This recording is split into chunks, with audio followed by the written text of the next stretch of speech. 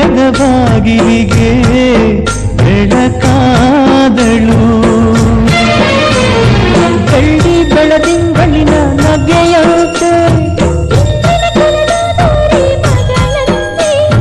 ಜನ್ಮ ಜನ್ಮದ ನೆನಪು ಕರೆದಂತೆ ಮನಸ್ಸು ಬರೆದು ಕೊಟ್ಟಳು ಮಗುವಂತೆ.